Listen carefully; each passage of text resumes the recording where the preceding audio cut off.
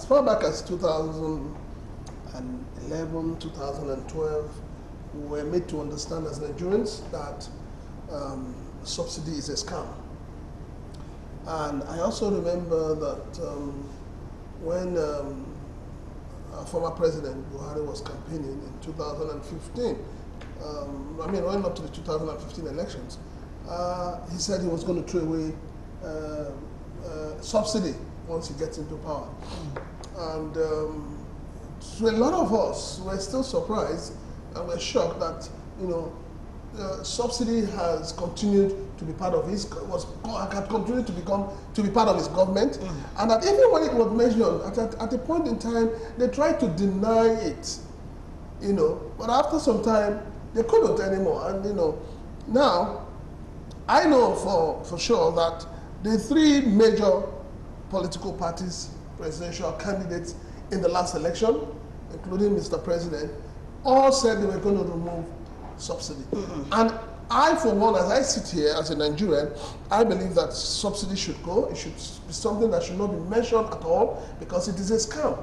But then, for me, to remove subsidy, something that has been eaten deep in our economic fabric for a long time. You just don't, it's not something you wake up from sleep and say, it is gone. There are certain things that should be looked into. One of them is, first of all, who have been the beneficiaries of subsidy? Which companies? What interests do they represent?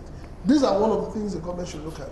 Two, before the removal. Yes, in removing subsidy, you should also look at what cost do we get the petrol PMS into Nigeria? At what cost? Before you begin to talk about, it getting to the final, yeah.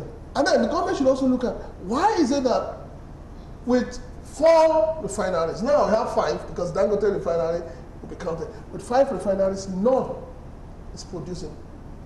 The 4 that is owned by the Nigerian people, which is our commonwealth, are moribund. They're not working.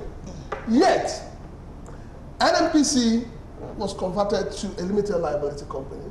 In other words, which means that the government is just a shareholder in that company. So I'm worried and I'm shocked that even when Mr. President, during his inauguration speech, said subsidy is gone, the first thing the MD of NNPCL did was to say, we have enough that will last us. Fuel in supply, yeah. And he also said that the one we have has already been taken care of, which will last till the end of June. And then, on this, which, if I'm following your line of thought, means that the upward review in price shouldn't have been immediate. Okay, I get your line of thought. It's so shocking that it's still the same NNPCL, a private limited company, that came out to impose a new price regime. So what is really going on? Who owns NNPCL? Is it part of government or is it a limited liability company? And who are the shareholders of this company? We need to know. We're not asking for too much as Nigerians. All we're asking for is that those who lead us should be accountable to us. Sovereignty belongs to the people.